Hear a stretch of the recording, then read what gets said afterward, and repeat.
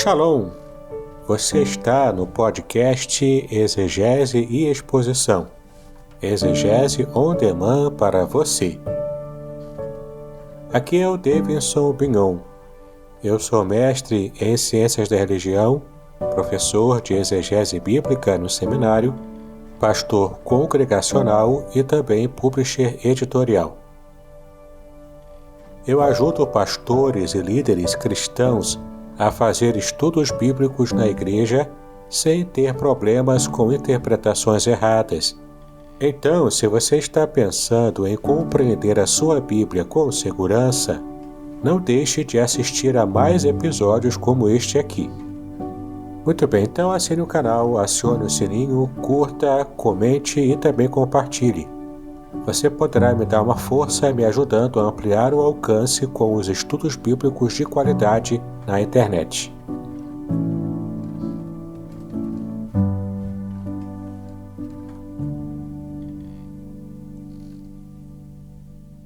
Queridos, hoje é a nossa primeira aula de panorama das Escrituras Sagradas, começando, evidentemente, pelo panorama do Antigo Testamento. Durante o mês de janeiro, fevereiro e março, tivemos aulas temáticas na nossa classe única, e agora a gente vai estudar a Bíblia Sagrada. Importante situar os irmãos que a nossa abordagem vai ser sempre uma abordagem panorâmica. Tem uma diferença entre panorama e exposição. Panorama do Antigo Testamento, exposição do Antigo Testamento. Panorama do livro de Gênesis, exposição do livro de Gênesis. São conceitos diferentes. Qual a diferença? Panorama é uma abordagem geral. Nós não vamos nos aprofundar, porque a nossa proposta para esse ano é um livro por domingo.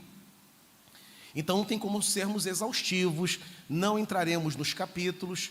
Vamos fazer, é como se estivesse dentro de um ônibus, naquela janela panorâmica em que você vê aquela visão geral. Você não desce do ônibus, você não explora a região, você não circula por ela, você está passando. Panorama é isso, né? Quando a gente vai, agora vamos estudar só o livro de Gênesis, 6 meses estudando o livro de Gênesis, aí é a exposição bíblica do livro de Gênesis. Vamos entrar no capítulo 1, capítulo 2, capítulo 3, até o último capítulo, que é o capítulo 50. Não é o que vai acontecer. Então, semana que vem, já é o livro do Êxodo. E assim por diante, correto? Só para a gente poder situar os irmãos. Se lá na frente, quando terminar, pastor, foi tão bom, vamos agora dar uma mergulhada nisso, vamos aprofundar, aí a gente começa exposição. Mas durante um bom período vamos ficar na abordagem panorâmica. Então, se durar pouco a aula, terminar assim, mas já terminou, é essa a ideia. A ideia, inclusive, é te dar apenas os elementos gerais aí desse livro. Muitos já leram, talvez, espero, né, que todos tenham lido o livro de Gênesis, conhecem, portanto, o livro, mas é bom relembrarmos até para numa conversa, principalmente sobre a origem da vida, o sentido da existência, de onde viemos, para onde vamos, qual é o significado dessa vida. O livro de Gênesis é fundamental, porque muitos dos fundamentos da vida estão presentes no livro de Gênesis. A referência bíblica para uma série de compreensões, ela está contida exatamente no livro de Gênesis. Então, a importância do livro é fundamental. E por isso a mensagem de Gênesis para hoje, porque a gente não quer apenas aqui ficar assim, Deus criou Adão, ok. Depois veio Abel, ok. Depois veio Noé, ok também. Depois veio Abraão, ok também. Isso você sabe. Isso você sabe. A questão é, qual é a mensagem de Gênesis para hoje? Numa roda de amigos, num círculo familiar, dentro da universidade, na hora do almoço, quando surge, por exemplo, um assunto sobre, por exemplo, aborto. Como que nós respondemos uma série de argumentações de grupos pró-aborto? Gênesis tem uma mensagem para esta pessoa hoje. Quando a gente pensa, por exemplo, em família, inclusive nos tempos contemporâneos, onde a gente tem vários modelos de família, inclusive famílias monoparentais, ou até famílias monoafetivas, homoafetivas. Tem uma palavra de Gênesis para essa situação ou não? A Bíblia se cala. Grupos, ONGs e até ciências sociais falam e não tem nada que a gente possa falar baseado na Escritura. Ou, ao contrário, temos muito a dizer. Qual é a mensagem de Gênesis para hoje? Essa é a questão. Por isso a gente vai tentar fazer. Então, minha aula, a nossa aula, melhor dizendo, né, ela vai ter duas partes.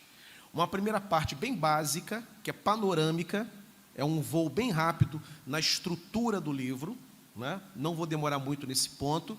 E uma segunda parte, que é uma parte de análise, que é a parte da aplicação. É puxar o texto de Gênesis para nós aqui, nós que estamos aqui em Niterói, século 21. O que eu posso aprender? Qual é a mensagem mais profunda desse livro para minha família, para minha roda de amigos? Então, primeira parte, panorama, segunda parte, análise e aplicação. Então, Deus abençoe a nossa leitura e o nosso estudo. Vou ler apenas alguns versos, só para situar o capítulo 1. Você pode me acompanhar nessa leitura, se você não quiser acompanhar, só para você ficar atento. E diz assim o livro do Gênesis: no princípio criou Deus os céus e a terra, porém, estava sem forma e vazia, havia trevas sobre a face do abismo, e o Espírito de Deus pairava sobre a face das águas. Disse Deus: haja luz, e houve luz, e viu Deus que a luz era boa, e fez separação entre a luz e as trevas. Chamou Deus a luz dia, e as trevas noite. Houve tarde e manhã, o primeiro dia. E assim vai, ponto de partida da criação, livro de Gênesis, mostrando que no início era tudo sem forma e vazio, e Deus então, pela sua vontade, sua intenção, começa o processo da criação. E culmina essa criação no homem que é criado ao sexto dia, a coroa da criação, e a gente vai ver por que a Bíblia coloca o homem nessa condição tão honrada de ser a coroa da criação, né? Bem, pensando no livro de maneira geral, como que a gente pode avaliar, estudar esse livro? À medida que eu for colocando ali, a Natália e o Nog vão trocando o PowerPoint, trocando o slide ali. O nome do livro, em hebraico, Bereshit, que significa no princípio, né? E em grego o nome é Gênesis, que é o termo que a gente está familiarizado, que significa origens. Então os hebreus, os judeus, se referem ao livro de Gênesis. Se você for numa sinagoga e ouvir o rabino pregar no livro que nós chamamos de Gênesis, ele vai chamar de Bereshit, né? É a forma como eles chamam, baseado nas primeiras palavras do livro, no princípio. E nós chamamos de Gênesis, que significa origem. A autoria desse livro: Moisés é o autor. Há muito debate acadêmico sobre a autoria de Moisés, debates que começaram especialmente na Alemanha do século XIX, né? Porém, todos esses debates foram caindo por terra à medida que os teólogos foram respondendo algumas dúvidas, algumas indagações, e se comprovou que a origem ela é atribuída de fato a Moisés, que escreveu todo o Pentateuco, os 5 primeiros livros do Antigo Testamento. Quando que o livro foi escrito? A data mais aceita, mais aproximada, a data da escrita, né, da produção textual, ano 1445 antes de Cristo, né? Então, entre o texto escrito e o nascimento de Jesus, uma diferença aí de mais ou menos quase 1500 anos. Agora, o tempo da ação, ou melhor, a ação que está narrada no livro de Gênesis, ela aponta qual período da história. Bem, como trata-se do livro de Gênesis, né? Ela trata do período da origem, do início do universo, do lançamento dos fundamentos da terra, e o livro se ocupa até a história de José. Começa na origem de tudo, né? E vai até os tempos de José e encerra a narrativa do Gênesis justamente com o apogeu de José. O versículo-chave, qual é o versículo central, que controla todo o livro de Gênesis. No princípio criou Deus os céus e a terra. Interessante que a Bíblia Sagrada, em nenhum momento, ela se preocupa em convencer ninguém que Deus existe. Não tem nenhum debate exaustivo sobre a existência de Deus. Convencer os leitores não é uma preocupação de nenhum autor sagrado, muito menos de Moisés. A escrita começa assim: no princípio criou Deus. Parte do pressuposto, o autor, que Deus existe. Ele não está tentando chamar a atenção dos leitores. Olha, eu vou mostrar para vocês que existe um ser, existe um ente sobrenatural, poderoso. Ele não tem essa preocupação. É como se ele estivesse conversando com alguém. Vou contar para você uma história aqui. No princípio de tudo, Deus criou, ponto. Deus existe para ele. E assim a Bíblia começa, e assim Deus se revela à humanidade por meio da Escritura Sagrada. Na semana passada, inclusive, nós falamos por que a Bíblia é considerada a revelação especial de Deus, né? Nós temos, na experiência humana, 3 grandes veículos de revelação divina. O primeiro veículo é a própria criação. A criação deixa as impressões digitais de Deus, né? Você olha para o mundo criado e você enxerga no mundo criado beleza, espanto, assombro, organização, harmonia. E aí a conclusão que se pode ter por trás dessa organização, dessa beleza, desse mundo extraordinariamente criado, só pode ter um ser por trás dele. A criação revela um Criador. Os Salmos diz isso, Salmo 19, Romanos capítulo 2, Deus se revela por meio da sua criação, é um veículo de revelação. Tem um segundo, que é a consciência humana. Todos nós temos uma consciência, e essa consciência aponta para um legislador. Cometemos, antes mesmo de nos convertermos, cometemos algo errado, a consciência acusa, pesa, um sentimento de punição, de penalidade. Fazemos algo bom, a consciência aprova, alivia. Da onde vem isso? Da onde vem esse senso moral, esse juízo moral que só o ser humano tem? Vem da consciência, que é o único ser que tem. Essa consciência aponta para um legislador, que nós não sabemos o nome, nós que somos crentes sabemos, é o Deus Todo-Poderoso, mas outros que não tiveram informações históricas sobre Deus, ele não tem, mas ele tem a ideia de que se ele fizer tudo direitinho, do outro lado da vida as coisas podem ser mais tranquilas para ele. Se ele tiver uma vida ruim, lá atrás, lá na frente, a penalidade poderá atingi-lo. Da onde vem esse senso? Isso vem dessa consciência, mas a consciência ela aponta para um legislador, correto? A criação aponta para um criador, a consciência aponta para um legislador. A Bíblia Sagrada, diferentemente do primeiro veículo e do segundo, somente ela dá informações detalhadas sobre esse Deus. É ela quem diz, por exemplo, que ele criou uma nação chamada Israel. É a Bíblia Sagrada que diz que ele é o pai do Senhor Jesus. A criação não diz, né? O morro do pão de açúcar, se você ficar olhando para ele, você não vai saber que Jesus Cristo morreu por você, olhando para a pedra. A pedra aponta para um ser que criou, né? O Grand Canyon, aquela coisa linda do Grand Canyon. Tem alguém por trás daquela obra maravilhosa.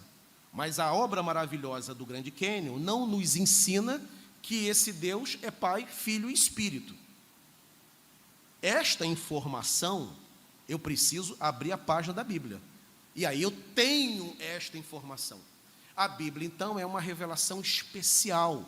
Só ela tem determinadas informações. Deus, então, se revela no livro de Gênesis, dando informações à humanidade acerca do seu poder, da sua intencionalidade de se relacionar com o ser humano. Então, o versículo-chave que controla é que Deus criou os céus e a terra, né? Ele é o grande criador de tudo que aí está. Qual é o tema desse livro? As origens. Origem do céu, a origem da terra, óbvio, a origem do homem, a origem da queda, o homem criado caiu, a origem do Evangelho. A primeira pregação do Evangelho está dentro do livro de Gênesis. Quando o Senhor, depois que Adão comete o pecado e ele cai, Gênesis capítulo 3, verso 15, é o chamado, isso tem uma expressão técnica, é chamado de proto-evangelho. A primeira vez que o Evangelho foi anunciado, quando diz que o descendente de Adão pisaria a cabeça da serpente. A serpente, contudo, iria fazer o quê? Ferir o calcanhar. Está falando do sofrimento de Cristo, mas Cristo pisa na cabeça da serpente. A serpente que derrota o homem será derrotada pelo seu descendente. Está falando de Cristo. Então, se um dia você tiver a oportunidade de pregar o Evangelho dentro do texto de Gênesis, Gênesis 3,15, é o Evangelho purinho sendo anunciado ali. A origem também dos povos, das nações estão narradas ali no livro de Gênesis, dos idiomas, a famosa passagem de Gênesis 11, que fala da Torre de Babel, quando a língua humana ela é confundida em muitas línguas, muitos idiomas, né? A origem das nações, né? E também, claro, a origem de Israel, né? Então, Gênesis narra essas origens. O conteúdo do livro de Gênesis é uma exposição da origem e do desenvolvimento da criação, tendo Deus no centro de todos os eventos. Detalhe, abrindo parênteses aqui importante, o centro do livro de Gênesis não é o homem, não é os personagens que aparecem ali, no caso Adão, Abel, lá na frente Abraão, Isaac. O grande personagem do Antigo Testamento, assim como o personagem central de toda a Bíblia, é o próprio Deus. Gênesis é Deus fazendo a sua obra por meio desses homens e dessas mulheres, como Sara, como Rebeca, como Raquel, que aparecem na narrativa. Então, a Bíblia sempre tem o centro de sua atenção em Deus. Mudando ali o slide.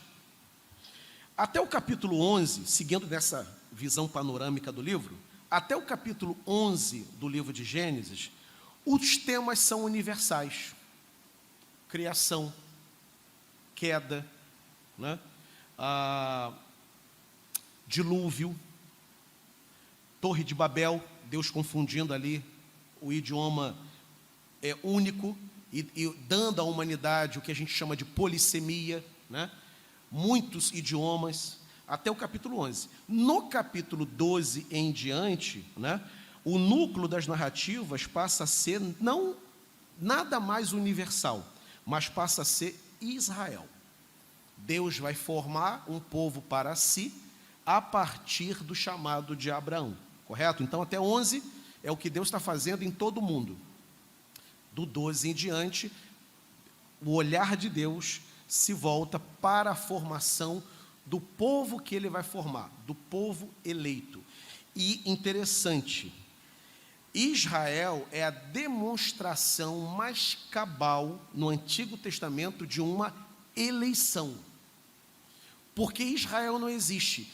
Lembrando do capítulo 12, quando Abraão é chamado por Deus, e Deus diz para ele que ele deveria caminhar na direção de uma terra que ele ainda haveria de mostrar, no próprio capítulo 12, quando começa a peregrinação, né, Abraão está lá, ele está numa outra região, em Harã, e ele vai, então, ele obedece a Deus, deixa Harã e vai na direção da terra que Deus haveria de mostrar. No próprio capítulo 12, Deus fala que Abraão vai se deparar com o quê? Com cananeus, com jebuseus, com amorreus, com heteus, com heveus e todos os outros eus. Tem vários ali. Ou seja, tem povos existindo no mundo. Deus não chamou nenhum desses povos. Deus vai alcançar estes povos. por meio de Israel. Israel não faz o dever de casa, não evangeliza as nações, acha que Deus é só dele. O que Deus faz? Tira o privilégio de Israel da evangelização mundial e entrega esse privilégio a um outro povo, no Novo Testamento, chamado igreja. E essa igreja, então, evangeliza o mundo, enviando missionários para o mundo inteiro. Israel não fez, a igreja faz, mandando missionário para a África, para a Ásia, para atingir os confins da terra. Os demais povos são existentes, alvo também da misericórdia de Deus. Mas Deus não os chama naquele primeiro momento. Deus chama um homem, e a partir de Abraão ele vai formar um povo para si, que não existe e será formado. É uma prova da eleição de Deus, da ação direta de Deus, formando uma nação que será dele, e por meio dessa nação a obra dele vai alcançar os confins da terra. Então, se tem uma eleição no Antigo Testamento, a história de Abraão e de Israel é fundamental. E lembrando que Abraão será pai de Isaque, Isaque pai de Jacó, Jacó pai de 12 meninos. Na verdade, Jacó teve 13 filhos, uma menina chamada Diná e 12 rapazes. Esses 12 rapazes formam a nação de Israel, né? As famosas 12 tribos de Israel, filhos de Jacó, por sua vez filho de Isaque, por sua vez filho de Abraão. A nação de Israel foi formada a partir de Abraão. Avançando aqui, a divisão temática do livro, né? Se você puder olhar os 50 capítulos do livro de Gênesis, existe uma divisão tripla, né? Uma tríplice divisão. Primeiro, tudo que está relacionado às origens de tudo está entre o capítulo 1 e o capítulo 11. Se você quiser assim, como é que eu posso localizar determinado tema, preciso pregar, preciso dar uma aula de escola dominical semana que vem, onde está, qual parte de Gênesis está determinado o tema que eu quero? Capítulo 1 ao capítulo 11 trata das origens. Capítulo 12 ao capítulo 35 é o chamado, a divisão, o grupo é o grupo do patriarcado. Esse patriarcado nada mais é do que a história de Abraão, de Isaque e Jacó. Porque Abraão, Isaque e Jacó são o quê? São os patriarcas da nação de Israel. Patriarcas por quê? Porque eles são os instrumentos de formação da nação, né? Eles com suas esposas, evidentemente, e uma coisa muito legal, as 3 mães de Israel: Sara, mulher de Abraão; Rebeca, mulher de Isaque; e Raquel, a amada do coração de Jacó. Ele casa 2 vezes. A primeira, ele não gosta dela, que é Lia, que vai dar a ele alguns filhos, mas a mulher que ele ama é a Raquel, né? Sara, mulher de Abraão, era estéril. Rebeca, esposa de Isaque, estéril. Raquel, mulher de Jacó, estéril. Mostrando, portanto, que o surgimento da nação de Israel é uma decisão divina, porque essas mulheres não podiam gerar filhos. Sara, inclusive, é uma senhora avançada em dias, com o ventre já amortecido. O nascimento dos seus filhos foi um milagre.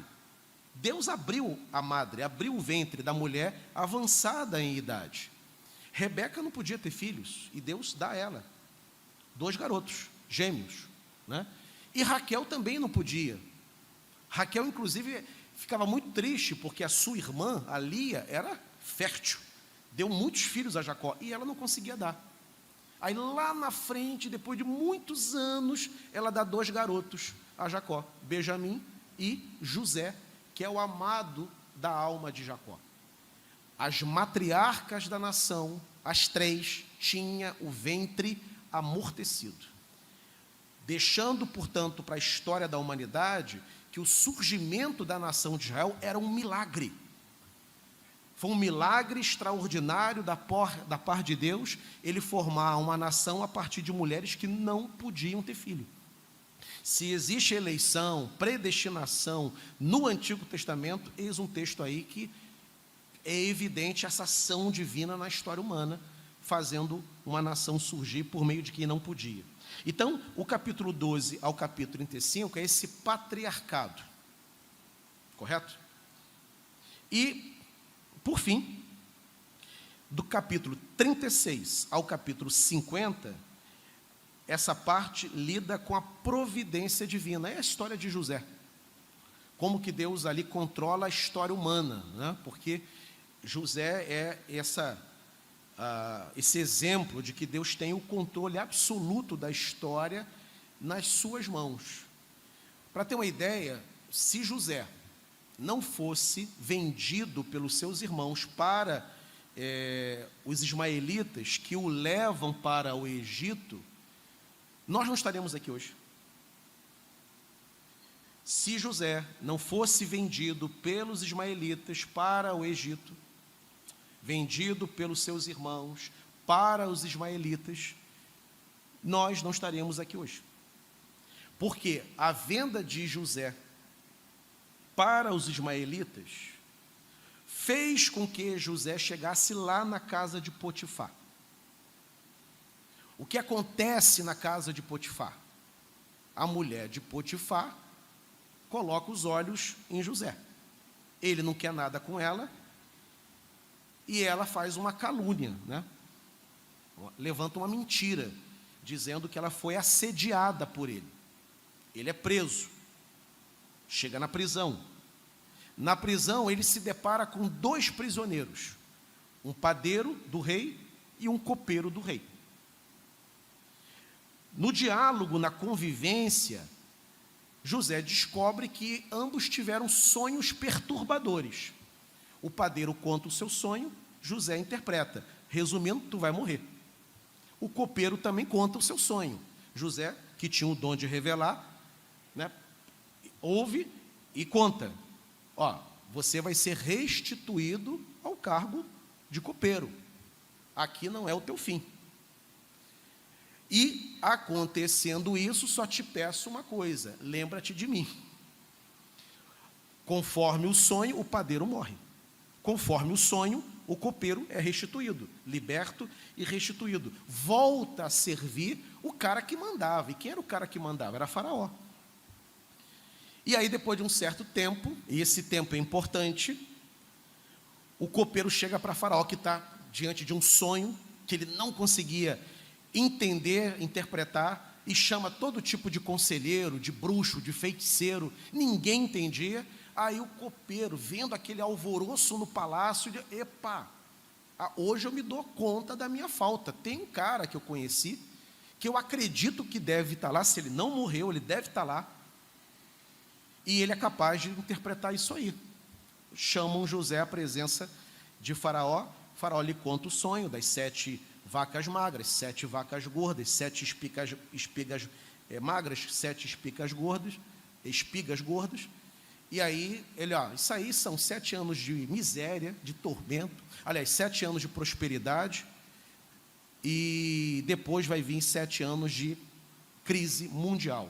Armazena pelo menos 1/5 de toda a produção, de todo o cereal, porque vai vir um tempo complicado, e só o Egito vai ter como alimentar o seu povo, e talvez alimente até outros povos. O faraó fica impressionado. José é alçado à condição ali de governador, de conselheiro, etc. E tal, né? Por que isso foi importante? Aí você diz: pastor, mas o senhor começou falando isso tudo aí porque tem a ver com a gente. Qual é a relação com a gente? Essa história a gente sabe, mas por que tem a ver com a gente isso aí? Tem a ver o seguinte: quando a fome atinge o mundo todo, as nações, todas debaixo da miséria, da pobreza, tudo ruim, tudo quebrado, a economia toda destroçada, sabem que só o Egito tem trigo armazenado, principalmente trigo, que era a base da cultura alimentar da época. Vão até o Egito para buscar. Um dos grupos que se dirige ao Egito é a família de José. Jacó vai com seus irmãos, né, com seus filhos, melhor dizendo, para poder ter acesso. E aí tem aquele encontro, aquela coisa toda, a família é identificada por José, é trazida para o seio do palácio, José cuida deles. E um dos irmãos de José chamava-se Judá. Judá é o tronco genealógico do Senhor Jesus Cristo. Jesus é descendente de Judá. Ele é o quê? Leão da tribo de Judá. Ele descende. Se aquela fome tivesse dizimado a família de Jacó, Judá teria morrido. E sem Judá, lá na frente, séculos e séculos depois, Jesus não teria nascido. A linha genealógica do Messias seria interrompida por causa daquela tragédia mundial. Podcast Exegese e Exposição. Exegese on demand para você.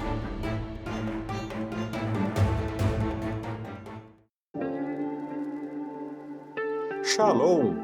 Aqui é o Davidson Pignon. Eu ajudo pastores e líderes cristãos a fazer estudos bíblicos na igreja sem ter problemas com interpretações bíblicas erradas. Então, se você está pensando em compreender a sua Bíblia com segurança, não deixe de assistir a mais conteúdos como este aqui neste canal. Então, tudo aquilo que acontece, né, na vida de José tem a gente, quando prega sobre José, a gente fala sobre o sofrimento e a exaltação dele, né, a recuperação. Mas a história de José e a grande mensagem de sua vida não termina aí. A grande mensagem de José é providência divina. Por meio de José, Deus salva a sua família, salva seu irmão Judá, e a genealogia do Messias estava preservada dentro da história da humanidade. Então, 36 a 50, providência. Se pudéssemos ter um esboço do livro, de todo o livro, né, dos 50 capítulos, como ficaria essa organização? Primeiro capítulo e segundo capítulo, criação do mundo. Capítulo 3, narra o quê? Narra a queda, né, a queda do homem. 3 a 5, o núcleo se desenvolve, narrativo, se desenvolve em torno de Adão, Caim e Abel. Capítulo 6, o centro da discussão ali é a corrupção do gênero humano. Nesse capítulo 6 é onde aparece a polêmica expressão que Deus se arrependeu de fazer o homem, de criar o homem. E Deus pode, porventura, se arrepender? Porque Deus é perfeito, só se arrepende quem erra, né? Somos convencidos que erramos, e aí nos arrependemos. Como é que fica essa expressão que Deus se arrependeu? Ali, na verdade, eu vou dar uma palavrinha aqui estranha, né? Mas seminaristas aí estão familiarizados com esse termo, né? Chama-se antropopatismo. O que é o antropopatismo? Atribuir a Deus sentimentos humanos. Na falta de uma palavra, na falta de uma expressão para demonstrar que Deus se entristeceu, que Deus se aborreceu, que Deus olhou assim com má vontade para a humanidade, por causa do pecado, que o negócio estava ruim naquela época do capítulo 6, né? Desculpa aqui a expressão, o bicho estava pegando ali naquela época, estava tudo desalinhado. Deus olha, se aborrece com a sua criação, na falta de um termo, ele se arrependeu. Mas, na verdade, ele se aborreceu, né? Ele se entristeceu. É um antropopatismo, correto? Capítulo 7 e 8, a narrativa é do dilúvio, que é a punição a essa corrupção que aparece no capítulo 6. O homem se corrompe, tome punição em cima do homem, né? Mas Deus é misericordioso. A punição não é para sempre. O braço do Senhor não nos pune para sempre. Somos repreendidos, às vezes a gente apanha. Todo crente que é verdadeiramente crente, de vez em quando ele toma uma surra de Deus, porque dá mole, né? Então Deus vai lá e repreende, amassa. Os pentecostais falam que joga o crente na moenda, e na moenda ele é esmagado, né? Mas Deus não fica assim o tempo todo. Ele não, a sua ira dura só uma manhã, uma noite, né? A misericórdia do Senhor se renova pela manhã. Aí o que acontece? Ele então levanta Noé para poder pregar a palavra. Acontece a coisa do dilúvio, né? Constrói a arca da aliança, preserva espécies, preserva a sua família para ter um recomeço da humanidade. Na Bíblia Sagrada, sempre há um recomeço após as nossas tragédias, após as nossas quedas. Isso está no capítulo 9 ao capítulo 10. Capítulo 11, famoso capítulo da Torre de Babel, né? Aí vem o 12, chamado de Abraão, que eu já mencionei. Do 13 ao 17, Abraão, Ló e Ismael, né, que é o filho que aparece, não deveria aparecer. Ismael nada mais é do que o homem tentando dar uma força para Deus. Não dá certo, né? Deus falou assim: do ventre da tua mulher vou te dar um garoto. Aí Abraão pensou assim: bem, eu posso ajudar, né? E aí o que Abraão faz? Engravida a empregada que trabalhava com ele, né? Agar. E aí nasce quem? Nasce Ismael. Deus vai abençoar Ismael, né? Vai preservar o garoto que não tem culpa na mancada que o pai dá, mas ele não entra na promessa. A promessa de Deus é clara: eu vou te dar, não tente me ajudar, né? Eu quem te ajudo, eu quem estendo a mão, né?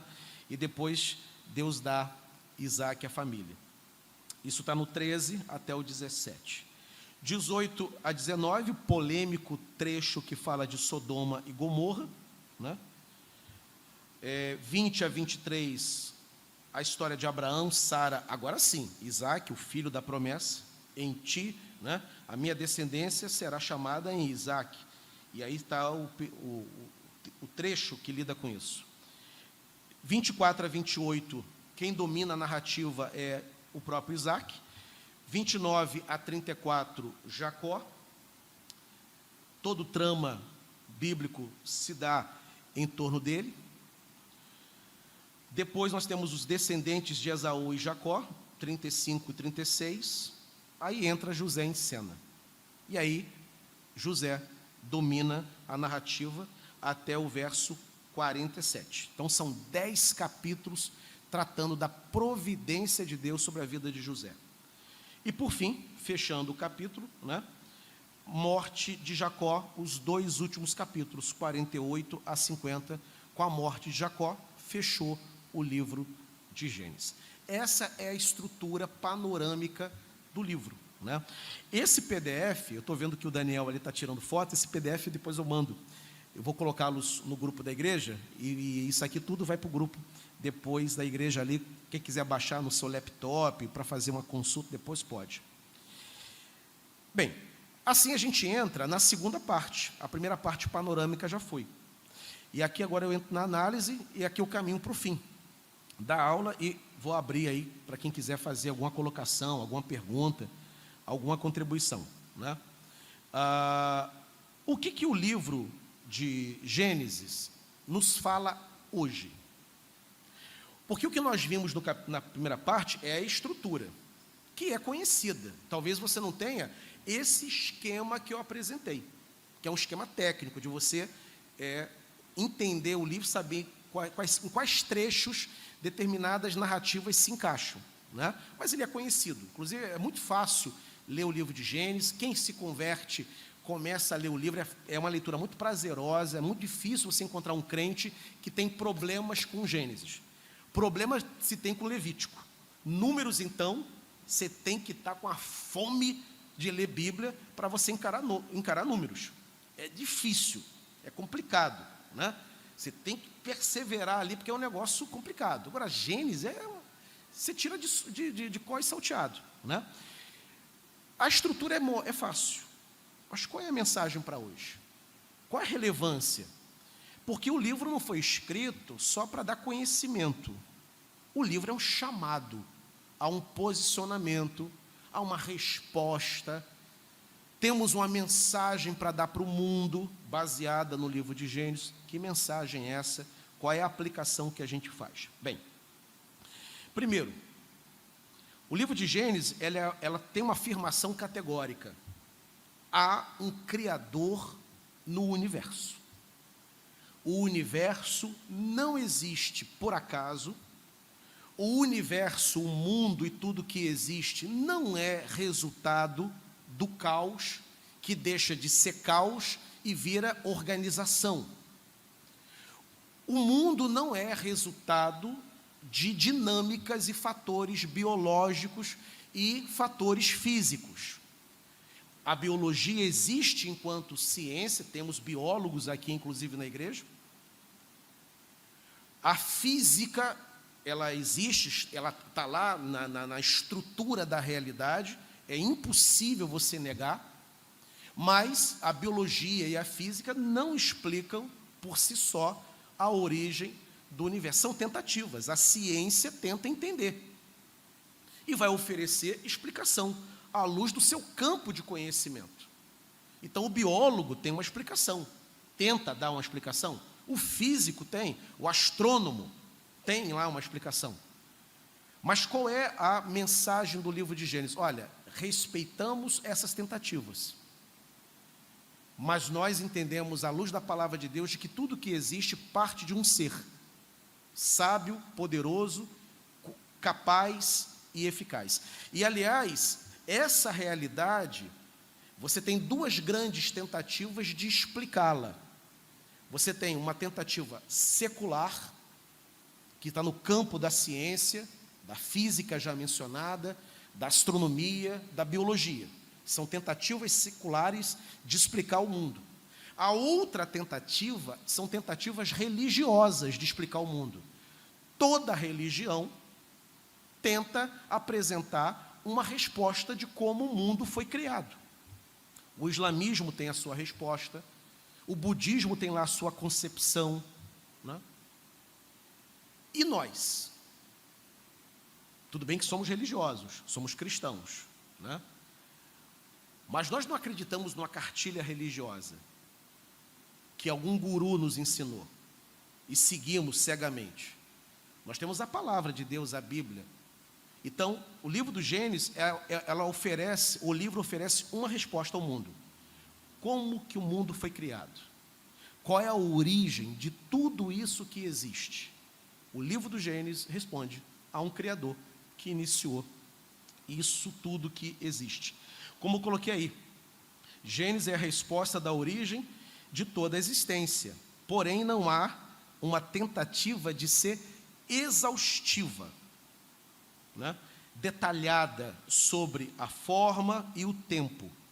Tais preocupações, forma, tempo, detalhamento, botar uma lupa para entender o processo, a dinâmica da criação, não é uma preocupação da Bíblia. A Bíblia faz uma afirmação categórica: Ele criou. Agora, Ele criou como? Explosões atômicas, né? Um Big Bang, né? A Bíblia, ela não dá esse detalhe. Ela só fala assim: Ele criou.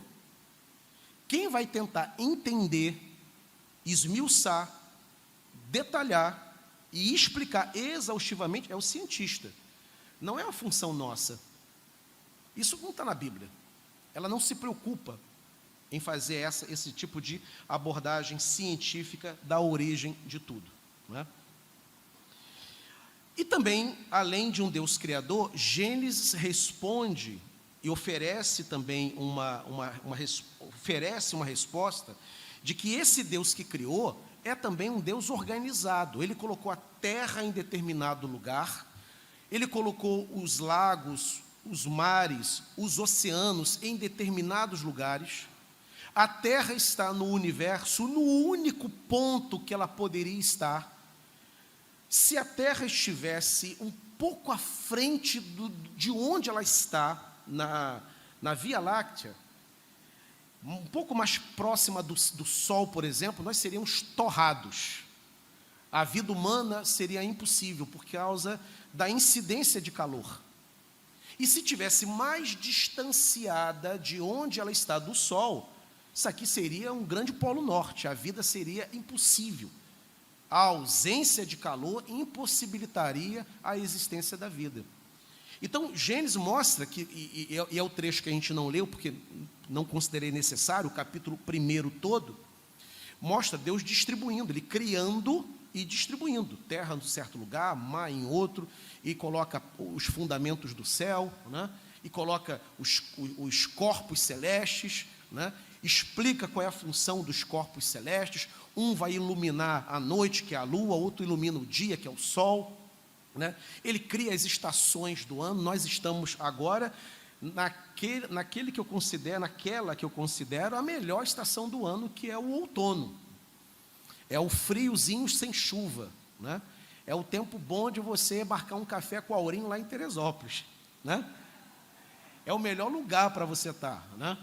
Ou seja, é a estação do céu azul, e aí eu lembro do nosso querido Zerinho, quando ele partiu, a Claudinha mandou um áudio, né, comentando aquela semana difícil que ela estava enfrentando, primeira semana sem ele, e ele faleceu no outono. Ela disse: poxa, Daura, era a nossa estação predileta, a estação do céu azul e da troca das folhas nas árvores. A gente ia eles tinham uma casinha, um apartamento em Nova Friburgo, a gente subia a Serra de Friburgo, contemplando aquele céu azul e a troca das folhas, né? Nunca mais esqueci dessas palavras da Cláudia, né? Deus organizou tudo, né? Tem a estação mais quente, o verão, e ela é necessária, a estação mais fria, que é o inverno, né? A estação das flores, que é a primavera, né? E aí você não vai para Teresópolis, estação das flores, você vai para Gramado. Eu já fui para Gramado na primavera, e é uma coisa maravilhosa. A nossa irmã Luciane esteve lá, né, em Gramado recentemente. Enfim, tudo organizado, no seu devido lugar, né? Ele não só criou, mas a sua criação é bem feita. Porque você pode ser um criador e não ser caprichoso. Você pode ser um pedreiro, por exemplo, que do nada edifica uma casa torta. E a criação de Deus, ela é bem feita, ela é organizada. Não só do nada passou a existir, como é harmonioso, é belo. E, inclusive, algumas bênçãos da criação, você tem até dificuldade de entender para que existe. Ela só existe para demonstrar a beleza de Deus. Por exemplo, o mundo poderia ser todo cinza, ele poderia ser todo funcional, como funciona, mas ele poderia ser cinza, todo cinza. Por que as cores existem? Qual é a função, né? No reino animal, as cores têm, de acordo com os biólogos, uma razão, né? Principalmente das presas poderem se camuflar, se esconder do predador. Mas e a beleza da flora? Eu, quando era garoto, até os meus 8 anos de idade, eu morei no Alcântara, em frente ao colégio Alfredo Bach. E uma das coisas que eu gostava de fazer quando era menino era ir na vizinhança para poder pedir mudas de planta, né, e fazer o jardim da minha casa, né? Então eu pegava beijo, monsenhor, margarida. Tinha uma senhora que morava na rua do colégio Alfredo Bach, já falecida, ela tinha cabecinha branca, eu tinha 8 anos de idade, já tinha cabecinha de branca chamada Dona Nina. Ela tinha margarida amarela, a margarida branca, né? E eu pegava mudas e levava para casa, e o jardim ficou lindo. Eu que cuidava, eu e minha irmã cuidávamos desse jardim, né? Por que existe essa diversidade de cores? Poderia ter planta para dar de alimento aos animais herbívoros, mas não precisava ser bonito, bastava existir e ser funcional, ter nutriente para abastecer os animais que consomem as plantas, ponto. Mas por que tem essa diversidade de cores? Por que é bonito? Por que você sobe uma região de montanha, por exemplo, ou a região de praia, aquilo te encanta, porque é belo? Porque o mar reflete o sol e aquele azul te impressiona? Por que há esse encanto na criação? Isso tem a ver com a beleza de Deus, com o capricho de Deus, com o desejo de Deus de alegrar os homens. É Ele fazendo o melhor, porque Ele é um grande artista, né? Ele é o grande maestro. Mas não precisava ser assim, bastava ser funcional, nos atender. Mas as cores é uma demonstração do cuidado, do detalhe, do carinho de Deus em nos dar não só um mundo adequado, funcional, mas bom, aconchegante, para que a gente possa viver. Um cientista não consegue explicar isso. Ele vai dizer, não, a natureza determinou. Mas como assim? Que inteligência é essa por trás? É autônoma? Como? Por que é do jeito que é? A gente poderia apenas respirar, crescer, acasalar,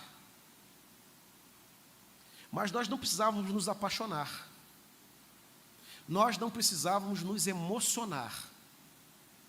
Por que essas expressões existem na nossa humanidade? Um biólogo vai dizer, fatores naturais determinaram, a necessidade determinou a causa, foi o gatilho. É muito mais fácil, eu acho, que a gente olhar para a Escritura e reconhecer que tem alguém muito inteligente por trás, conduzindo isso. Essa é a mensagem do livro de Gênesis, né?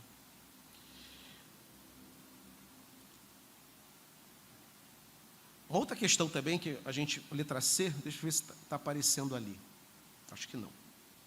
Agora sim. O homem foi criado com uma distinção qualitativa. Essa distinção qualitativa, a Bíblia chama de imagem e semelhança de Deus, né? Só o homem tem essa distinção. Nenhum outro ser recebeu de Deus a imagem e a semelhança dele, né? E é essa imagem e semelhança que torna o homem um ser moral, inteligente e capaz. Novamente, você tem a biologia reconhecendo a origem da vida, a distribuição das espécies, né? Mas porque somente o homem foi dotado de moralidade, de ética, de inteligência e de capacidade, né? O que o ser humano tem que outros seres não têm e que oferece ao homem tantas habilidades, morais inclusive? Por que só nós temos o senso de certo e errado? Porque o ser humano tem, na sua constituição, uma propriedade. Que propriedade é essa? O homem foi feito à imagem e semelhança. Deus é um ser moral. O homem é um ser moral. Deus é criador. O ser humano é criativo. Deus ama tanto que amou o mundo de tal maneira que deu o seu filho. Nós amamos, porque somos feitos essa imagem. Então nós não somos uma reunião atômica, porque essa reunião atômica não precisaria ter senso moral, porque um cão tem reunião atômica. É um conjunto de células, mas não é um ser moral, né? Um peixe não é um ser moral. Um elefante não é um ser moral. Nós somos, porque somos a única espécie viva, né, que recebeu de Deus essa propriedade que nos distingue de toda a criação. Também, Gênesis é uma resposta ao mostrar que o homem ele é um ser produtivo e responsável, né? Ele é dotado de capacidade de trabalho,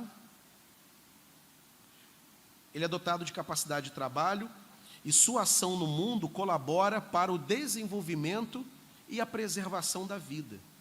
O serviço do homem tem uma tríplice missão no mundo: assegurar o seu sustento, servir ao próximo e glorificar a Deus. Essa é uma parte que eu gostaria de comentar um pouco, mas antes de entrar nessa tríplice missão do trabalho do homem, porque ele é um ser produtivo, e você veja que lá no capítulo 2, quando Deus cria o jardim do Éden, Deus entrega ao homem uma missão: arar a terra. Ele vai arar e também vai dar nome aos animais, correto? Lá na frente, Deus vai olhar para aquele homem e vai dizer assim: não é bom que o homem viva só. E vai dar a ele uma companheira. Na Bíblia Sagrada, o trabalho vem antes da constituição familiar. Na Bíblia Sagrada, o trabalho é mais importante do que a família. Diferente da lógica moderna, que é uma lógica marcada pela afetividade. Somos afetuosos com a esposa, com o marido e com os filhos, e na nossa escala de prioridade, no nosso discurso, geralmente como que a gente faz? Primeiro Deus, depois a família, terceiro o trabalho. Isso é um discurso muito moderno. Até os puritanos, século XVI, XVII, inimaginável numa igreja se pensar dessa forma. Por uma razão muito simples: quem não trabalha nem sequer pode propor uma família. Um rapaz apaixonado não pode só ter paixão. Ele tem que ganhar o seu salário. Eu sou pai de menina, que não está em idade de namoro. Está muito longe. Muito longe. Mas eu espero que entre os predicados, o pretendente, além de ser calvinista, tricolor,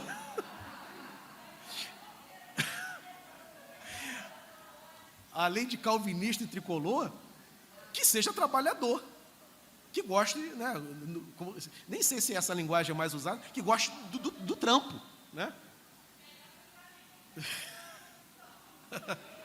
A oferta aumenta, né? A oferta aumenta. A qualidade cai também. Quanto maior a oferta, menor a qualidade. Ou seja, né, tem que trabalhar. Imagina um camarada chega lá, né, na casa de Gazinho. O cara é lá, meu sogrão. Daqui a pouco Sofia vai estar grande, né? Daqui a pouco Sofia está lá na casa da Fran. Então, Amanda, né, Aurim? Chega lá com aquela armão. Faz o quê, filho? Não, eu tô aí. Estou aí. Qualquer coisa. Não arruma um emprego para mim, não, lá no colégio? Essa coisa, e aqui eu falo sério, esse discurso, essa escala de prioridade, ela é moderna. Ela veio com o advento da valorização, né, do relacionamento afetuoso, do relacionamento amoroso e de uma valorização do lugar dos filhos nessa relação. Tanto é um exagero isso, que por mais que os pastores preguem que a centralidade da relação é marido e mulher, mas a força afetiva, a carga afetiva dos pais em relação aos filhos é tão grande que, na prática, os filhos terminam ocupando o centro. Às vezes o casamento acaba, tem disputa para ver quem fica com as crianças, né? Tudo termina girando em torno dos filhos. E a Bíblia diz que a centralidade é a relação marido e mulher, mas o coração não deixa, né, por causa dessa explosão afetuosa. Mas isso é estranho. Na Bíblia Sagrada, é óbvio que os filhos precisam e devem ser amados, né? E tem o seu lugar. A Bíblia fala do amor de Isaac para com Esaú, de Rebeca para com Jacó, de Jacó para com José, né? Esse amor entre pais e filhos é contemplado, ele é um tema da Escritura, claro. Mas estamos falando aqui de uma sequência na criação. O trabalho vem antes. E, novamente, porque com o trabalho você consegue, inclusive, propor família, você consegue formar uma família, né? Então, resgatar essa dimensão, essa valorização, e aí no século XVIII, você vai ter um sociólogo chamado Max Weber, que escreveu um clássico da literatura da sociologia, que é a ética protestante e o espírito capitalista. Qual é a tese do Max Weber? A ética protestante do trabalho, porque o protestantismo valoriza o trabalho, né? É ético trabalhar, é correto trabalhar, e eu glorifico a Deus enquanto eu trabalho. E aí eu entro nessa tríplice missão aqui, né? é ético trabalhar. Então, esse trabalho produz riqueza, produz prosperidade. Se não produz riqueza, produz pelo menos estabilidade. Nem todo mundo fica rico. Trabalha tanto quanto o outro, mas tem uma série de fatores que leva um a enriquecer e o outro não, mas ele vai se estabilizar. Porque o trabalho estabiliza. A renda organiza a tua vida. Você organiza a tua vida, as tuas contas, em torno dos teus ganhos. E ele disse, isso é ético. Né? Isso glorifica a Deus. E por que glorifica a Deus? Porque quando eu trabalho, eu estou, primeiro, assegurando, é o que está aí no slide, meu próprio sustento. Eu não dependo de ninguém. Eu ganho o meu pão de cada dia. Eu moro na casa em que eu posso construir, que eu comprei ou que eu aluguei. Você é dono do seu dia a dia, com a bênção de Deus. Então, você assegura seu sustento. O trabalho também, você serve ao próximo. Os puritanos ensinavam isso. O seu trabalho é uma forma de servir ao próximo. Como? Quando um padeiro, por exemplo, abre o seu comércio, levanta as portas do comércio, e ele coloca ali pão para você comer de manhã cedo, o trabalho dele está te abençoando, porque sem o padeiro não teria pão na tua mesa. A atividade comercial coloca na tua mesa aquele produto. E, por sua vez, esse padeiro depende lá na ponta do cara que planta trigo. O plantador de trigo, o agricultor, o seu esforço, a sua dedicação faz com que, no meio dessa escala produtiva, tenha o caminhoneiro que encosta o seu caminhão, colhe o trigo, vai ganhar o seu dinheiro, vai chegar para o comerciante que vai ganhar o seu dinheiro. O agricultor já ganhou, porque ele plantou e vendeu, garantiu o seu sustento, e serviu ao próximo, serviu ao caminhoneiro, que vai ganhar o seu sustento. E vai servir ao próximo, vai servir ao comerciante. O comerciante recebe esse trigo, contrata um padeiro, um homem com habilidade para transformar trigo em pão. Esse cara será remunerado. E o trabalho desse padeiro, ele te abençoa, porque o pão que veio lá do campo chegou na tua mesa. Então, os puritanos vão dizer assim, todo trabalho é uma forma de servir. Eu estou vestindo uma camisa que eu não fabriquei. Se não existissem profissionais dedicados a esse campo da atividade, estaria todo mundo aqui peladão aqui. Estamos aqui debaixo, né, de uma igreja onde gente habilidosa construiu. Teve campanha na igreja para levantar dinheiro? Teve, mas teve profissionais com habilidade para construir. Você mora dentro de uma casa, a ampla maioria aqui não construiu a própria casa. Um profissional construiu. O trabalho dele assegura a sobrevivência dele e te entrega um produto, te abençoa. Você todos os dias, daqui a pouco inclusive, a gente vai voltar para casa e nós vamos almoçar uma comida que nós não produzimos, que nós não vamos comer uma salada que nós não plantamos, talvez um bife que o pecuarista produziu lá com o seu gado. Né? A gente não cria nenhum gado, a gente não mata um gado, a gente compra aquele filé. Está difícil comer filé, né? O ovo de cada dia, o omelete com cebolinha de cada dia, está mais perto da realidade, né? O cara da granja, você não cria galinha, o cara da granja, a galinha dá um ovo, o trabalho dele faz com que o ovo chegue na tua casa. Ou seja, então, esse trabalho, essa atividade criada por Deus, garante o indivíduo e abençoa o próximo. Os puritanos disseram, por isso que é ético trabalhar. Calvino vai dizer, por isso que é desonroso não trabalhar.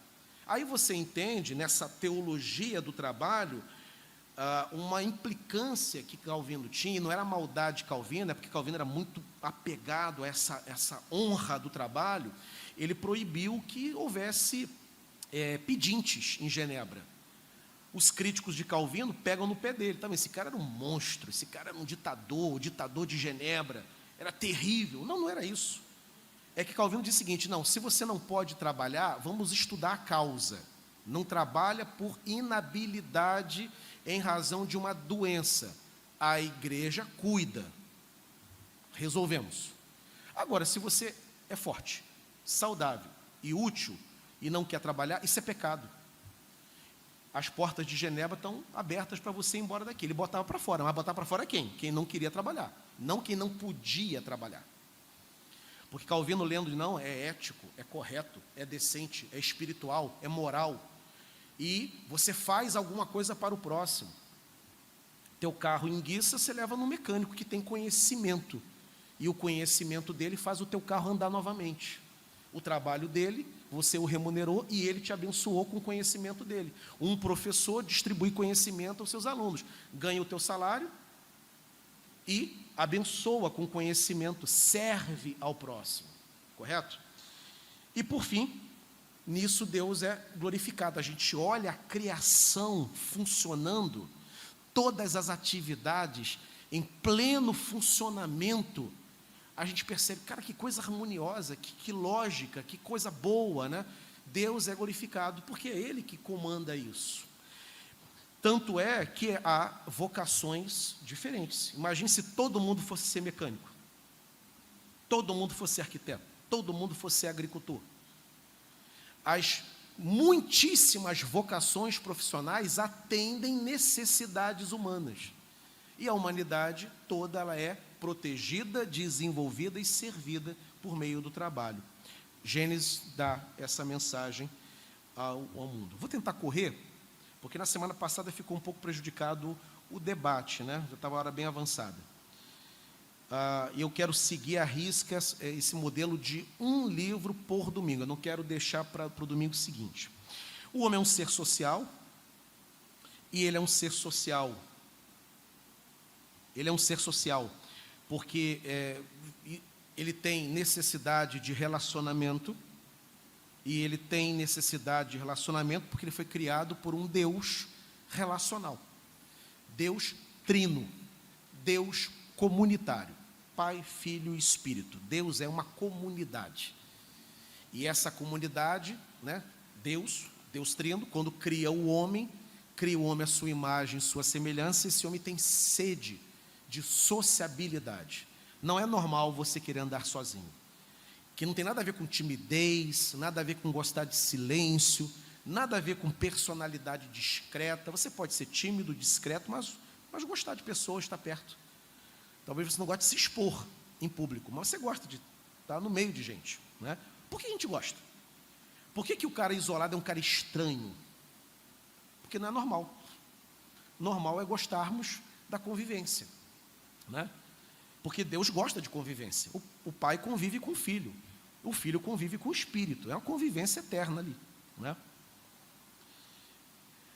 O homem é um ser familiar, porque é o óbvio, né? Deus constituiu a família, e família na Bíblia Sagrada, conforme as Escrituras, é a família constituída no seu núcleo de pai, mãe e filhos, né?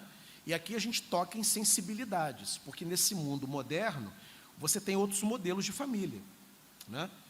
E até modelos monoparentais que existem em função de dinâmicas da vida, de sofrimentos da vida, de falências conjugais, e que precisam ser acolhidas e alvo do carinho da igreja, mas não é um modelo bíblico, a gente tem que deixar isso bem claro. Tem os modelos também homoafetivos, né, que casais homossexuais adotam criança, que é uma discussão contemporânea, e que, evidentemente, ao se deparar, a gente respeita, porque a Constituição permite, mas respeitamos, porém nos posicionamos e dizer, não, entendemos, há na sociedade, mas não é esse o modelo inspirado por Deus, não é esse o ideal de família. Família na Bíblia Sagrada é um homem, uma mulher e os seus filhos. Filhos que sejam biológicos ou filhos do coração, filhos adotivos. Família na Bíblia Sagrada é isso, né? A sociedade redesenha modelos familiares e tenta normalizá-los.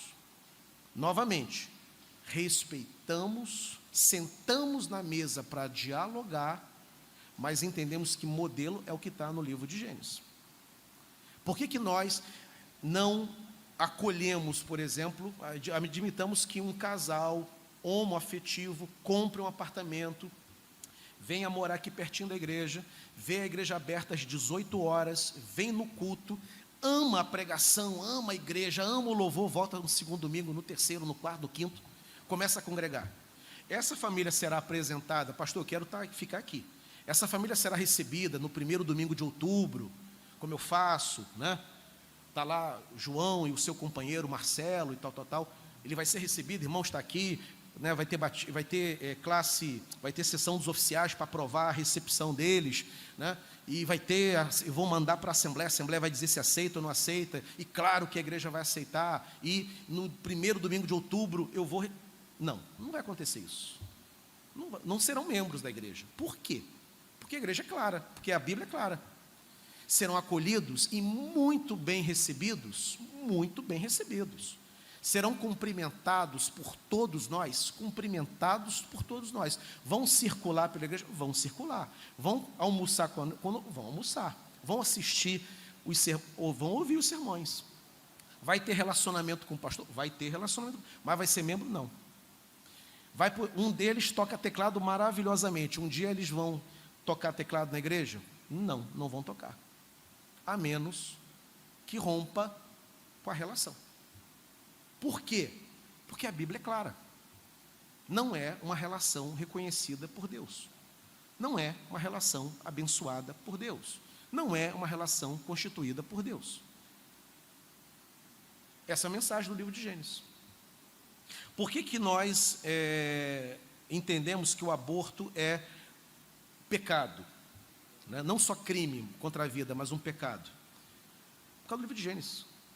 Porque na Bíblia Sagrada, a vida, ela é sagrada.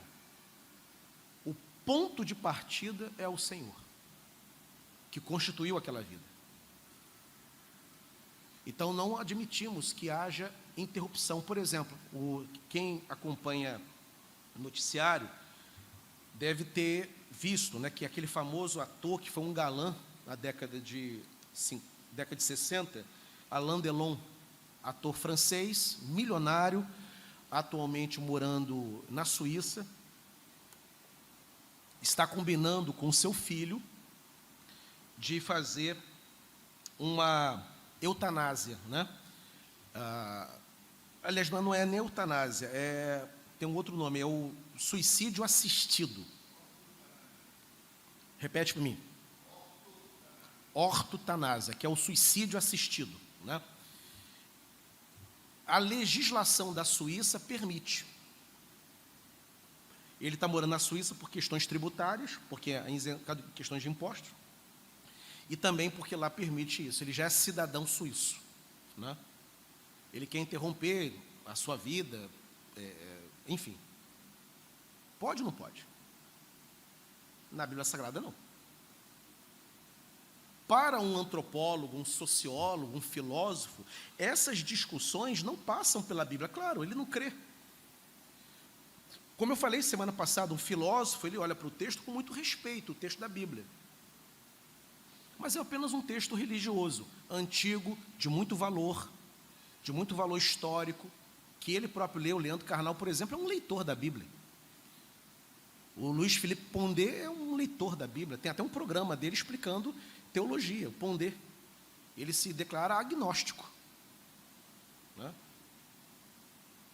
Então, as ciências sociais têm sua forma de enxergar e sua forma de solucionar o problema. Como que nós olhamos a partir do que a Bíblia diz. A Bíblia diz que a vida é um dom de Deus. Ponto. Podemos discutir as questões de preservação dessa vida, podemos discutir a questão do abandono de crianças, de meninas grávidas que não têm como criar e abandonam, e o Estado não organiza isso, enchendo o conselho tutelar de demandas, né? Tudo isso pode ser discutido. Mas o ponto de partida é: a vida é sagrada. Ninguém toca nela. É uma mensagem do livro de Gênesis. O homem foi criado para se relacionar com Deus, né? É o exercício da espiritualidade, é da onde vem, por ser imagem e semelhança, ele tem uma ideia de transcendência. Todo ser humano tem uma ideia de que tem alguém lá, não sabe o nome, mas tem alguém, tem alguma coisa. A vida não termina aqui, né? Tem, para além da vida biológica, tem uma realidade. Da onde vem esse sentimento? Porque isso é tão certo na nossa experiência humana. É a ideia de transcendência. O livro de Gênesis deixa claro isso, porque diz que o homem foi criado à imagem e semelhança do Senhor. A queda, letra I, a queda desorganizou tudo, né? Produziu espinhos e abrolhos, que é uma metáfora do sofrimento, né? E quando diz o livro de Gênesis, é muito interessante, porque a mulher vai ter dores de parto. Então, o sofrimento humano está contemplado ali. E a terra, por sua vez, espinhos e abrolhos. Ou seja, a maldição do Éden, os efeitos, ou melhor dizendo, da queda, são efeitos cósmicos. Atingiram o homem, o gênero humano, que sofre com doença, com males dos mais variados, com angústias, com depressão, né? Mas atingiu a terra também. Enchentes, terremotos, né? Fome, períodos de seca, né? A terra também sofre com o efeito da queda, porque o efeito foi cósmico. E para terminar mesmo, o livro de Gênesis ensina que a salvação pertence ao Senhor, né? Que é da onde virá o descendente, Gênesis 3,15 já mencionado. O Salvador viria da mulher. Interessante isso aqui tem uma teologia muito interessante. O Salvador, o remidor, virá de uma mulher, né? Por quê? Por que Deus não mandou um anjo para resolver a parada aqui embaixo? Se Deus mandasse um anjo poderoso descendo do céu, todo mundo ia ficar meio com medo e talvez até obedecesse mais rápido. Mas por que Deus mandou Jesus? Levou um tempão entre o Gênesis até o nascimento de Jesus. Levou 30 anos para iniciar o seu ministério. Ele sofre, ele vai à cruz, derrama seu sangue. Não seria mais fácil, mais rápido? Manda um anjo e resolve tudo? Não poderia ser um anjo, porque quem ofende a Deus no Éden é o homem, é o gênero humano. Então o resgate, o conserto, tem que passar por um homem. Não foi o anjo que pecou. Quem pecou foi o homem, Adão e Eva. Somente um homem. Porém, este homem tem que ser, para agradar a Deus, ele tem que ser o quê? Perfeito. Porque o sacrifício que esse homem vai oferecer para resgatar tem que ser um perfeito sacrifício. Aí vem a pergunta: quem é capaz de oferecer a Deus um perfeito sacrifício? O próprio Deus. O próprio Deus. O que Deus faz? Tem que ser um homem, porque quem fez a lambança foi o homem. Mas não pode ser qualquer um, porque todos pecaram. A oferta mais generosa, mais honesta, vem marcada pelo pecado. Tem que ser alguém perfeito, para que eu, Pai, possa aceitar. Não aceitarei qualquer oferta. Tem que ser perfeita. O único que pode oferecer ao Pai um sacrifício perfeito é o Filho, que é tão perfeito quanto o Pai. Então, Deus encarna. Deus Filho satisfazendo Deus Pai. Porque Deus pode satisfazer Deus. Eu não posso. Você não pode. Né? Então, em Gênesis 3,15, temos a grande mensagem de que Deus se fará carne e virá remir e recuperar o homem. Letra K, e aqui realmente eu termino, já falei várias vezes, Afinal de contas, Cristo está presente no livro de Gênesis? Está aí, ó. Ele está na criação, né? Façamos o homem conforme a nossa imagem, é no plural, ele está presente. João, capítulo 1, verso 1, que é o tema da minha mensagem hoje à noite, inclusive, fala de que Jesus estava no princípio com Deus. Ele aparece como descendente da mulher, em 3,15. Ele aparece como descendente de Abraão, que abençoou todas as nações. Ele está tipificado em Abel, que é alvo do ódio do seu irmão. Ele está tipificado em Melquisedeque. Ele está tipificado em Isaque, que é o sacrifício inocente. Isaque não era culpado daqui e dali, né? E ele foi levado para ser sacrificado, e não foi, a gente conhece a história.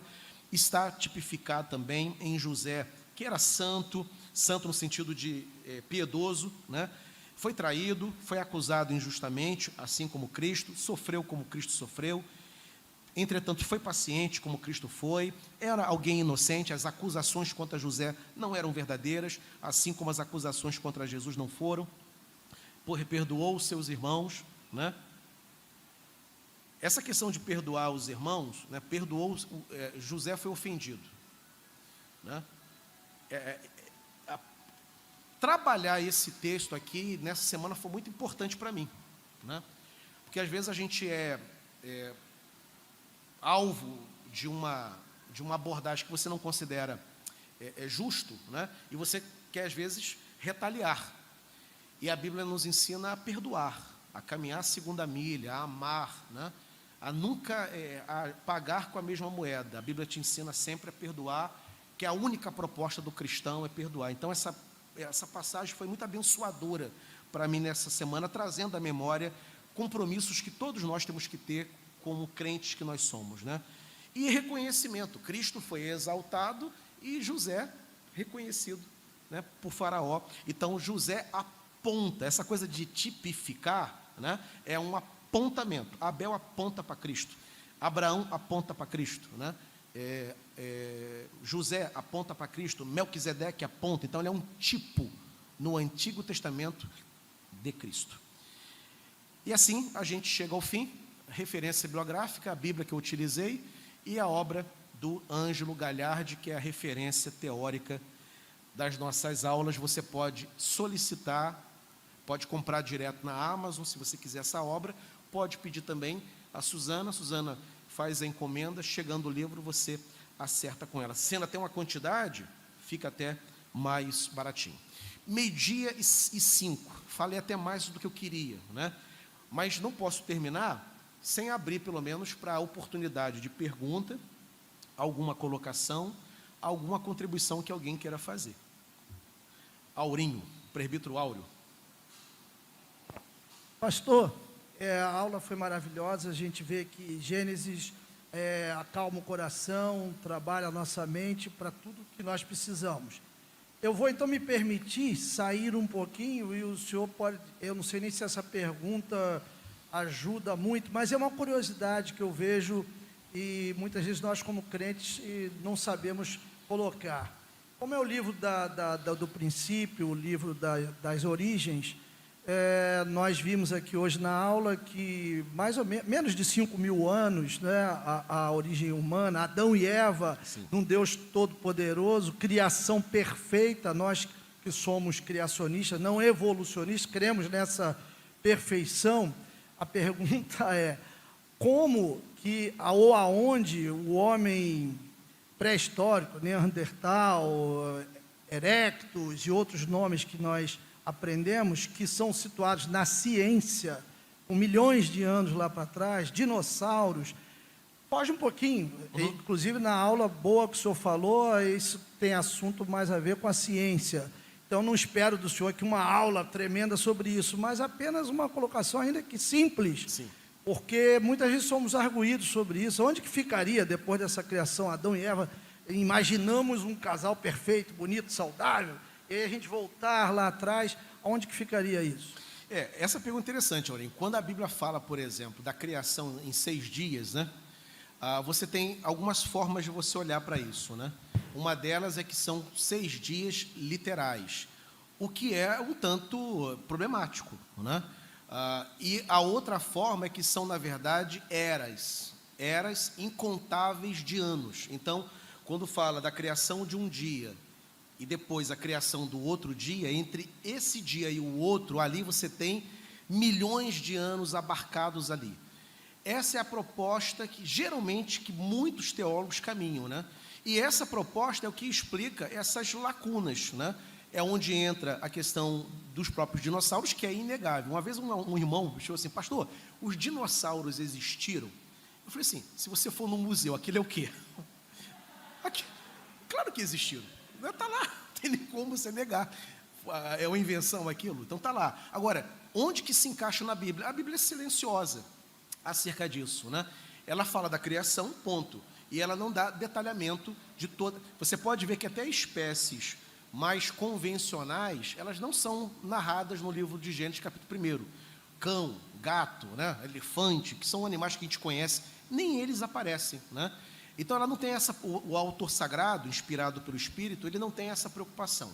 E aí, estudando, já que a Bíblia não se preocupa, né, em narrar isso, e a gente indo tentar buscar essa resposta, você tem as tentativas da teologia de tentar responder. Uma delas, que é bastante satisfatória, é essa, que entre um dia e o outro, você tem milhões de anos abarcados ali, e entre esses anos é onde encontra essas eras, né? A era do gelo, a outra era lá, paleozoica, e assim por diante. E aí essas configurações todas estariam enquadradas dentro desses períodos aí, ok? Eliezer.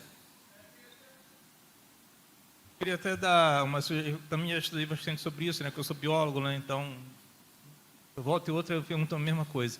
É uma sugestão de leitura para o irmão, desculpa o nome do seu irmão. Aurinho. Aurinho. É uma sugestão boa de leitura, tem um livro da Mundo Cristão, não sei se tem ainda para vender, mas é bem antigo, Criação e Evolução, 3 pontos de vista. Sim. Da editora Mundo Cristão. Sim. É muito interessante. Esclarece esses pontos assim, diversos. E são 3 perspectivas diferentes cristãs sobre a criação do mundo. Cita novamente o livro. Criação e Evolução. Criação e Evolução. 3 pontos de vista. 3 pontos eu só não de lembro o vista. autor, sei que é da Mundo Cristão. 3 pontos de vista, Mundo Cristão. Vale a pena poder adquirir, tá bom? Mais alguém? Andréia, já tem ali? Aqui, Bruno, seminarista Andréia aqui.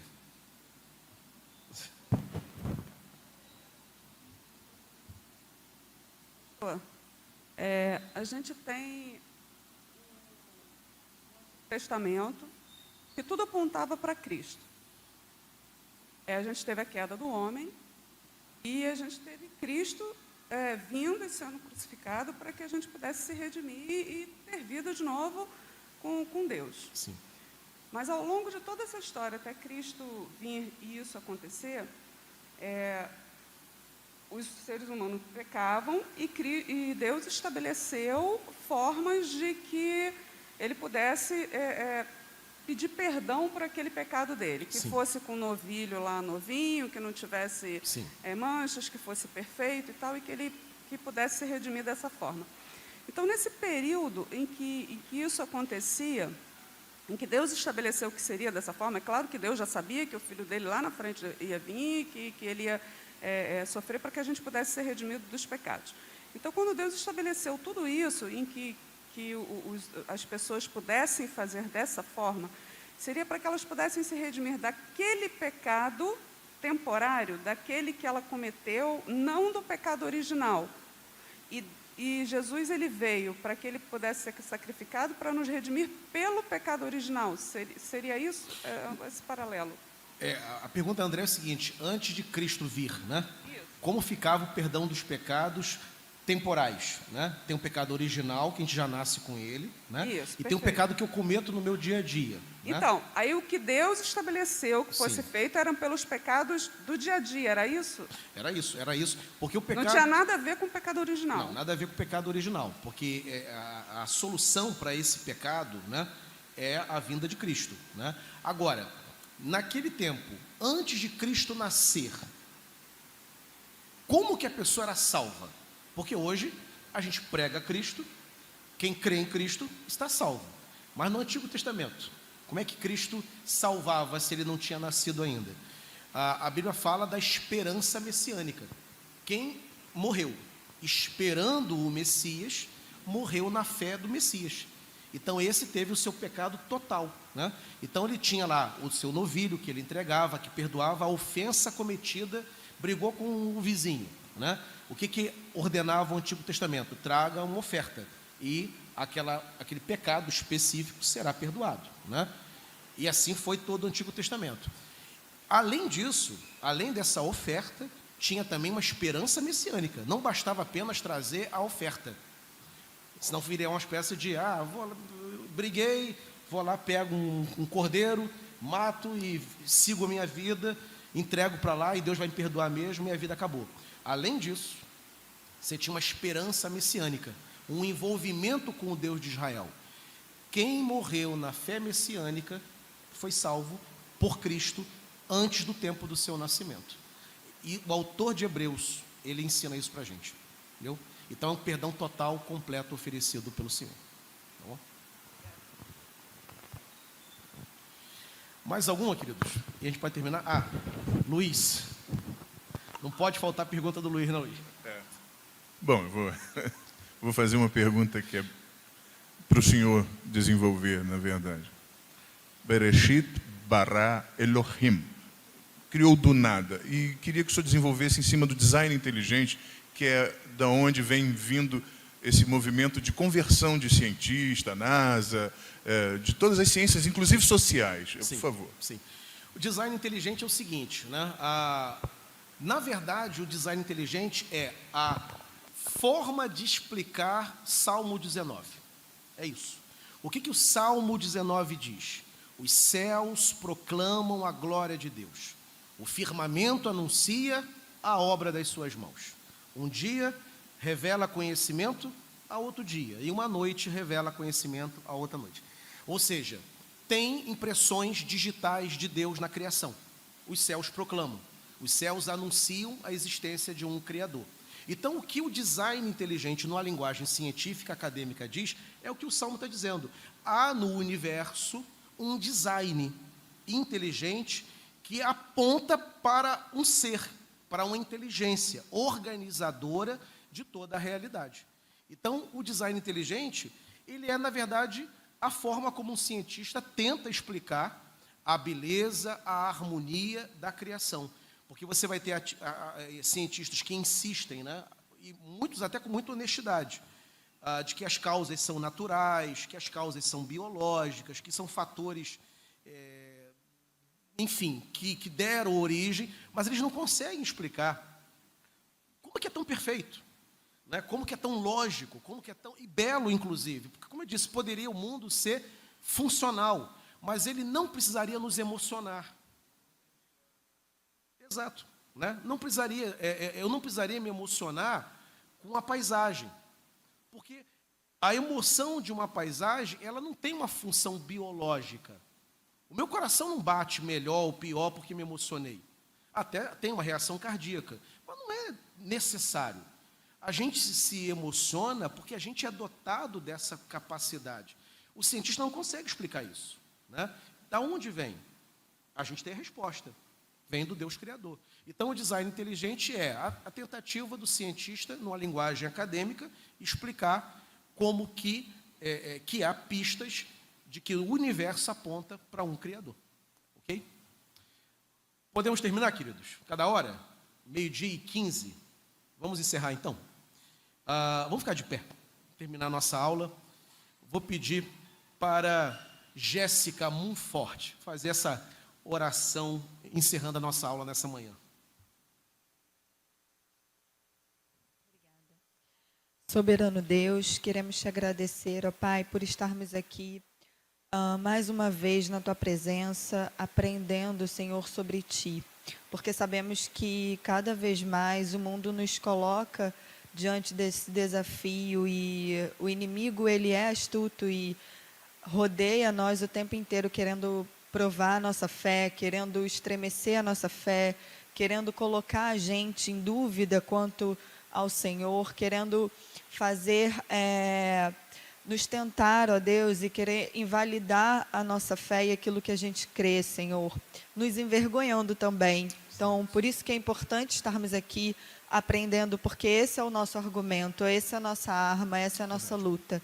Que não sejamos ignorantes, porque a tua palavra diz, né, que a gente peca por falta de conhecimento e que o Senhor possa cada vez mais nos proporcionar esses momentos para que possamos aprender e estarmos munidos da tua palavra para combater qualquer mal nesse mundo, principalmente aquelas pessoas que estão cegas, que não têm conhecimento e que são ludibriadas e enganadas, Senhor, que nós possamos ser instrumentos de Ti para levar a Tua palavra a essas pessoas que precisam, ó Deus.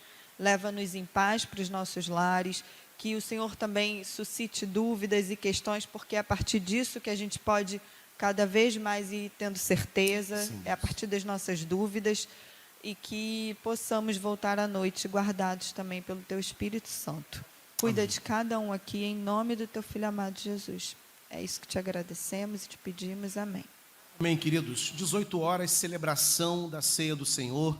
Deus nos abençoe. Bom domingo em família, bom almoço e oremos pelos nossos irmãos enfermos. Muito bem, agora o que eu gostaria de ver é a sua participação.